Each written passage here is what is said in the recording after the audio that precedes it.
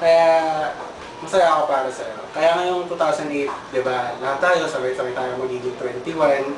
Siyempre, importante yan sa mga lalaki na may 21 years old na. Tapos ngayon pa, nag-graduate na tayo. Tapos, di ba, magkita tayo ng board. After nun, hintay na lang natin tayong pumasa, ganyan. So, di ba, napaka-importante ng 2008. Sana maging masaya ka. At good health, syempre. Yan lang. Happy birthday ulit, Mate. Happy birthday. You did not accomplish much, but you didn't die to... Sabihin ko. Birthday ba niya ngayon? Kaya meron ganyan. Doon sa ano kay Mate, yung nangagaw sa ano, tunay na asawa ko.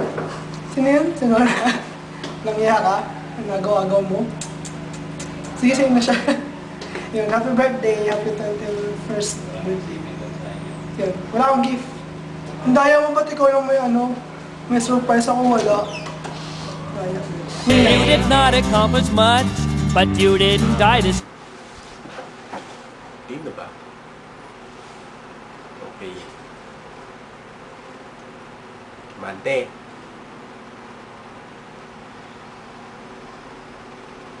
Happy birthday!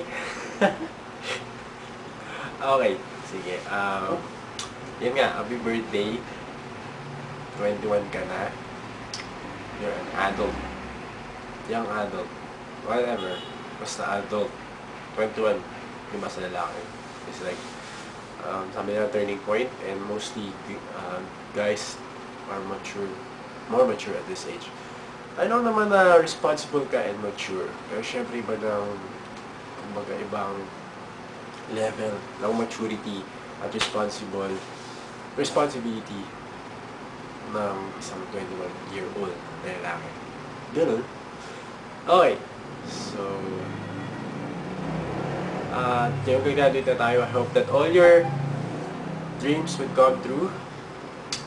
Lahat ng pagsisikap mo maging fruitful.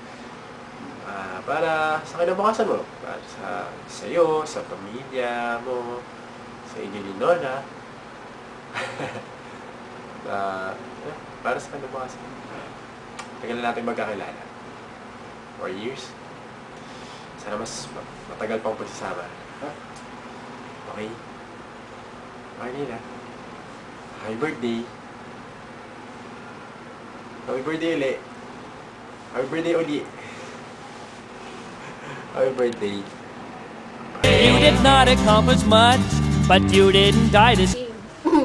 Daddy, happy birthday. Ayan, nakailang take na ako kasi puro kapalpakan yung nangyayari dito sa kwarto ko, di ba? Okay.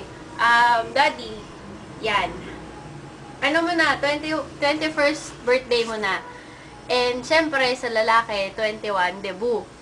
Ayun, syempre, debut, 21, may 21 messages.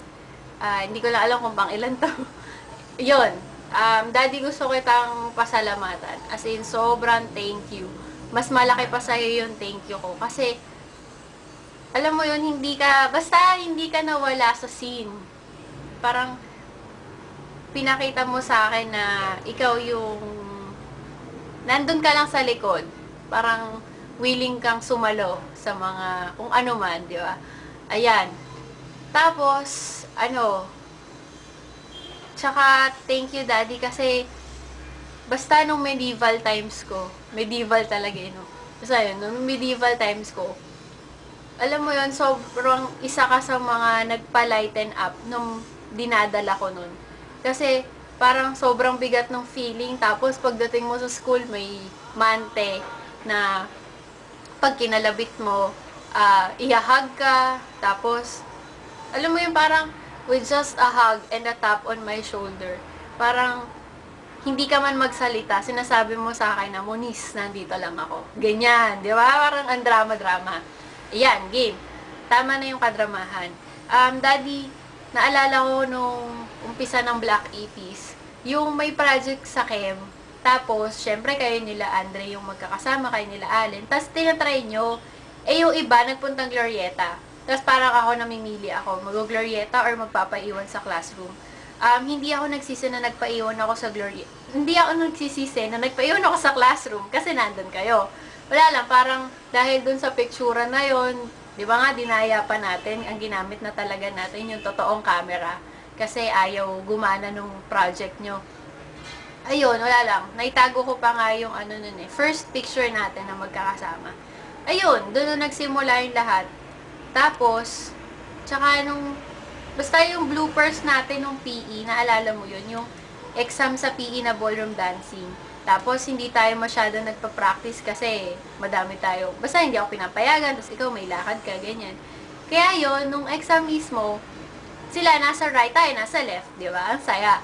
O, yun. Tapos, hindi ko din, basta ang saya-saya nung first year, parang sobrang steady-steady ng buhay natin. Parang masaya na tayo tumambay kila Dre, tapos maglukuhan sa Glorieta, nagdadapaan kayo nila men, iyon, wala lang. Tapos, yun nga, nung third year, naging magka-class